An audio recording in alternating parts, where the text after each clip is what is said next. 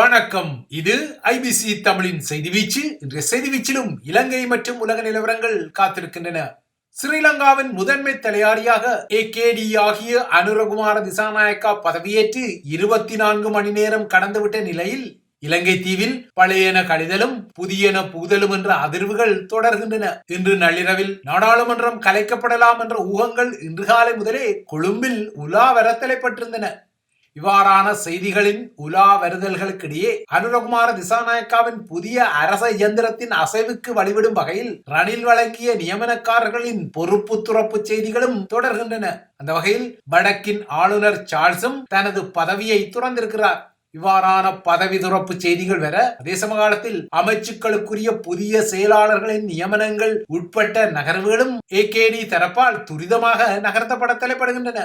ஸ்ரீலங்காவில் புதியதொரு ஆட்சி காலம் ஆரம்பிக்கப்பட்டுள்ளதால் இனிமேல் பொது தேர்தல் உட்பட்ட புதிய அரசியல் அதகலங்கள் இலங்கையருக்கு நிச்சயமாகவே காத்திருக்கும். இந்த பதிவை நீங்கள் காணும் போது அல்லது கேட்கும் போது புதிய அமைச்சரவை இன்று முனைவர் ஹரணி அமரசூரியாவின் பிரதமர் பொறுப்புடன் பதவி பிரமாணம் செய்து தமக்குரிய பொறுப்புகளை ஏற்றிருக்கக்கூடும். முனைவர் ஹரணி அமரசூரியாவின் பிரதமர் பொறுப்பு என்ற பதிவினூடாக ஸ்ரீமாவோ பண்டாரநாயக்கா மற்றும் அவரது புதல்வி சந்திரிகாவுக்கு பின்னர் ஸ்ரீலங்காவின் புதிய பெண் பிரதமர் ஹரணி அமரசூரியா என்ற புதிய ஆவணப்படுத்தலுக்குரிய பதவியும் உருவாகி இருக்கக்கூடும். ஆனால் ஹரணி அமரசூரியா ஸ்ரீலங்காவின் புதிய பிரதமராக இன்றுதான் பதவியேற்க இருந்தாலும் அந்த காட்சி தெரிவதற்கு பல மணி நேரத்துக்கு முன்னரே அவரையும் சந்தித்து தனது பூங்கொத்து ராஜதந்திரத்தை கொழும்பிலுள்ள பெரியனரின் இந்தியா ஹவுஸ் நேற்று நகர்த்தி இருந்தது.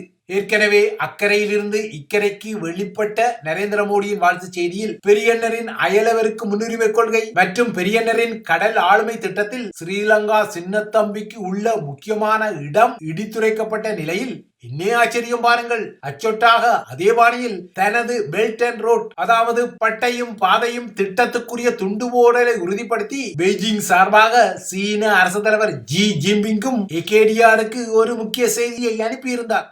அந்த செய்தியில் சீன ஸ்ரீலங்கா மூலோபாய கூட்டுறவில் நிலையான மற்றும் நீண்டகால முன்னேற்றத்தை அடைய பெய்ஜிங்கின் தயார் நிலை வெளிப்படுத்தப்பட்டது. மொத்தம் ஸ்ரீலங்காவின் புதிய தலையாரியார் தனது தேர்தல் பரப்புரை மேடைகளில் உறுதியளித்தது போல இலங்கையருக்காக புதிய மறுமலர்ச்சியான யுகம் ஒன்றை உருவாக்கும் பொறுப்பை நிறைவேற்றி கொண்டாரோ இல்லையோ, பூகோள அரசியல் சூட்சுமங்களுடன் தொடரும் அக்கப்போரை நிச்சயமாக சமாளித்து நகர வேண்டியவராக இருப்பதை ஏக காலத்தில் தனது சாகர் விஷனுக்கு முன்னுரிமை கோரும் பெரியனரும் அதேபோல தனது பெல்ட் அண்ட் ரோட் திட்டத்திற்கு முன்னுரிமை கோரும் பெய்ஜிங்கும் நிரூபிக்கின்றது. இதற்கும் அப்பால் வாஷிங்டன், பிரசல்ஸ், மொஸ்கோ ஆகியவற்றின் ராஜதந்திர அக்கப்போர்களையும் ஸ்ரீலங்காவின் புதிய ஆட்சியாளர் சமாளித்தேயாக வேண்டும். இதற்கிடையே சாக் நாடுகளில் மாவோவாத இடதுசாரி அரசாங்கங்களை அவ்வப்போது கொண்டிருக்கும் நேபாளத்தில் நேற்று ஸ்ரீலங்காவின் டெர்மினேட்டர் கோட்டாபாய ராஜபக்ச தென்பட்டமை சில ஆச்சரியக்குறிகளை உருவாக்கியுள்ளது. ஒருவேளை நேபாள இடதுசாரி முகங்கள் மூலம் தற்போது ஸ்ரீலங்காவின் தலையாரி பொறுப்பில் குடிகொண்ட மார்க்சிஸ்ட் அடையாள இடதுசாரி முகமான அனுரகுமார திசாநாயக்கா மூலம் அவர் ஏதாவது காரியங்களை சாதிக்க தலைப்படுகின்றாரா என்ற ஐயங்கள் இந்த பயணத்தின் பின்னணியில் எழுந்தது தவிர்க்க முடியாத ஒரு விடயமாகியது.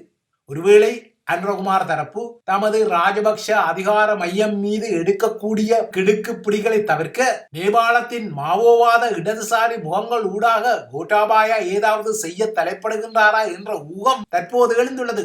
ஆனால் இது கோட்டாபாயாவின் பௌத்த தலங்களுக்கு செல்லும் தனிப்பட்ட பயணம் எனவும் இலங்கையில் பல்வேறு துறைகளில் முதலீடு செய்துள்ள நேபாள வணிக குடும்பமான சௌத்ரி குழுமத்துடன் கோட்டாவுக்கு நெருங்கிய தொடர்பு இருப்பதால் அந்த குழுமத்தின் முகங்கள் விடுத்த அழைப்பில் தான் அவர் நேபாளத்துக்கு சென்றுள்ளதான வியாக்கியானங்களும் வழங்கப்படுகின்றன.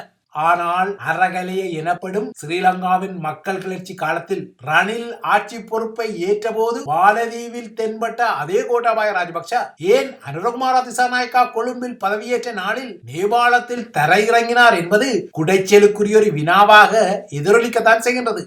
ஸ்ரீலங்காவின் பழைய டெர்மினேட்டரின் கதை இவ்வாறு இருக்க, இலங்கை தீவில் ஏற்பட்ட இந்த ஆட்சி மாற்றம் நிச்சயமாக நாட்டில் சுவீட்சத்தை ஏற்படுத்தும் என்பதால் தோழர் அனுரகுமாரவின் இந்த ஆட்சி குறித்து தமிழர்கள் இப்போதைக்கு எதிர்மறையாக எதுவும் சிந்திக்க கூடாது, எழுதக்கூடாது, விவாதிக்க கூடாது என்ற இலவச ஐடியா வாய்ப்பூட்டு சட்டங்களையும் ஆலோசனைகளையும் சிலர் முன்வைக்க தலைப்படுகின்றார்கள்.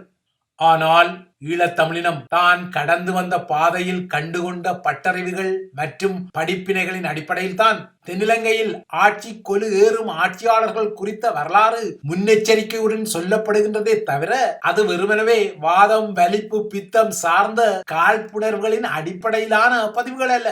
76 ஆண்டுகளுக்கு பின்னர் இலங்கையில் ஒரு அதிசயம் நடந்தது போல இடதுசாரி கொள்கையில் உள்ள ஒருவர் நாட்டின் அரசு தலைவராக வந்துவிட்டார் என்ற ஒரு அடையாளமிடலுக்காக வெள்ளை காக்கா பறக்குது என யாராவது சொன்னால் கூடவே 2 குஞ்சுகளும் பறக்குது என சொல்ல வேண்டிய ஜால்ராத்தனம் இப்போதைக்கு தமிழ் அரசியல் பரப்பில் ஏன் துருத்திக் கொள்ள வேண்டும்?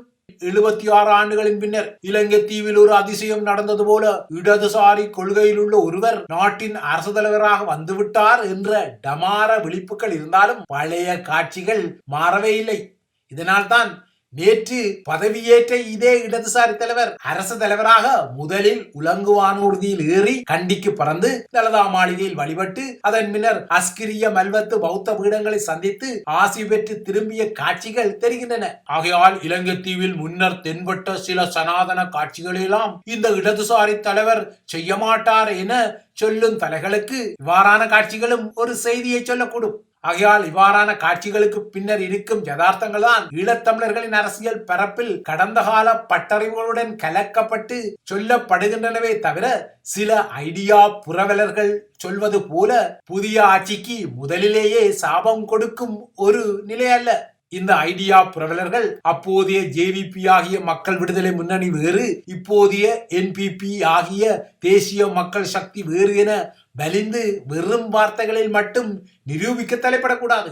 உண்மையில் அவ்வாறான ஒரு மாற்றம் அந்த தளத்தில் இருந்தால் ஈழத்தமிழர்களின் விடயத்தில் இனிமேல் அனுரகுமார செய்யக்கூடிய ஆட்சிதான் சில முன்னுதாரண ஆதாரங்களை வழங்க வேண்டுமே தவிர முற்கூட்டிய வக்காலத்து நிலைகளே அல்ல. அந்த வகையில் ஏகேடி ஆகிய அனுரகுமார திசாநாயக்காவின் ஆட்சியிலும் அவரது ஆட்சியின் காட்சிகளிலும் சில நற்காரியங்கள் இடம்பெற ஆமேன். ஆனால் 2015 இவ்வாறாக கட்டியங்கள் சொல்லப்பட்ட ஜகப்பாலனி எனப்படும் நல்லாட்சியின் கதையும் அந்த நல்லாட்சியை நம்பி பொங்கலுக்குள் தமிழருக்கு அரசியல் தீர்வு, தீபாவளிக்குள் அரசியல் தீர்வு என தமிழர் தரப்பில் சொல்லப்பட்ட கதைகளும் மறக்கக்கூடிய கதைகளே அல்ல.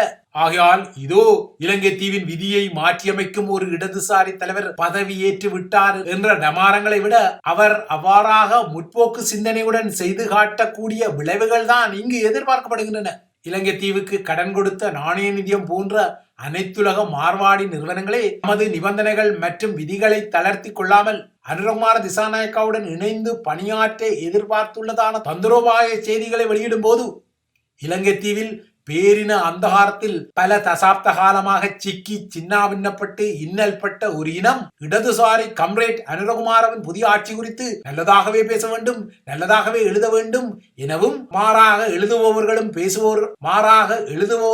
பேசுபவர்களுக்கும் ஐயோ என சில தமிழ் சமூக வலைத்தள புறவல இடைத்தரகர்கள் பிடி சாபங்களை வழங்க தலைப்படுவது காகம் திட்டி மாடு சாகாது என்ற பழமொழியையும் நினைப்பூட்டிக் கொள்வது. அனுரகுமார திசாநாயக்கா நல்லவர், வல்லவர், இடதுசாரி சிந்தனையில் உள்ளவர், ஆகையால் தமிழருக்கு நல்லது செய்வார் என்ற வெறுமையான லாவணி பாடுதல் பாணி பரணி பாடுதல்களுக்கு பதிலாக அவரது எதிர்கால நடவடிக்கைகள் தான் இதற்கெல்லாம் விடை கூறுவதற்கு பொருத்தமான காலமாக இருக்கும் என்பதுதான் இப்போதைக்கு யதார்த்தமானது.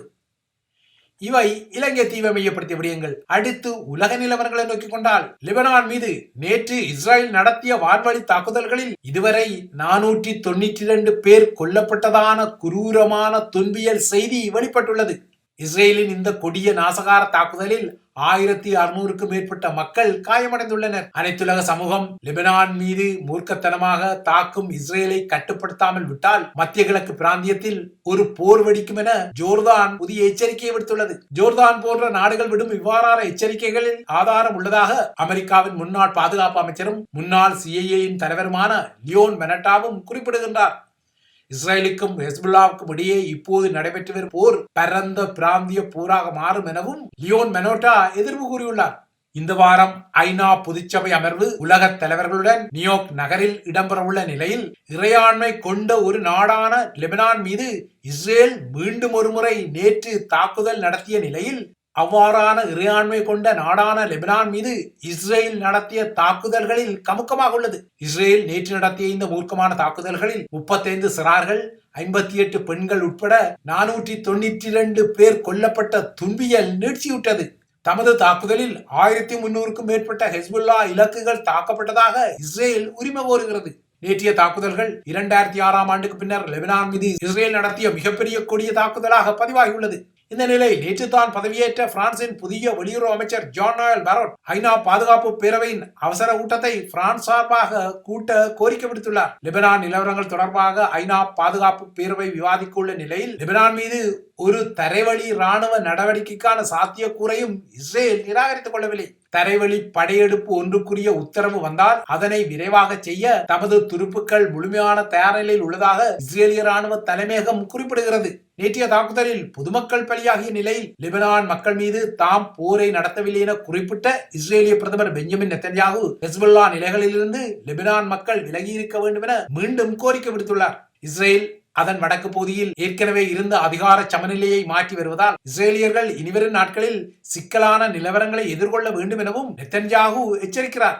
இதற்கிடையே வடக்கு காசாவிலிருந்து சகல பலஸ்தீன மக்களையும் வெளியேற்றும் நாசகார திட்டம் ஒன்று குறித்தும் இஸ்ரேல் பரிசீலிப்பதாக தெரிய வருகிறது. இவ்வாறான ஒரு பின்னணியில்தான் மத்திய கிழக்கில் ஒரு முழுமையான போர் வெடிப்பதை அமெரிக்கா தடுக்க வேண்டும் எனவும் வெளிப்படையாக இஸ்ரேலுடன் அமெரிக்காவுக்கு உள்ள பிணைப்பின் காரணமாக அமெரிக்கா அதற்கு ஆயுத விநியோகத்தை செய்தாலும் மத்திய கிழக்கில் ஒரு முழுமையான போரை இஸ்ரேலால் நடத்த முடியாது என்ற செய்தி வாஷிங்டனால் டெல்லவிக்கு வழங்கப்பட வேண்டும் எனவும் அவ்வாறான எச்சரிக்கைகள் வழங்கப்பட்டு இந்த பிராந்திய போர் தடுக்கப்படாவிட்டால் எல்லோருமே ஒரு விலையை செலுத்தி எதிர்காலத்தில் பேரழிவை எதிர்நோக்க வேண்டும் என சிஐஏயின் முன்னாள் தலைவரான லியோன் பெனட்டாவின் எச்சரிக்கை வந்திருப்பதும் இங்கு குறிப்பிடத்தக்கது. இவைதான் ஐபிசி தமிழின் செய்தி வீச்சு. தொடர்ந்தும் ஐபிசி தமிழுடன் இணைந்திருங்கள்.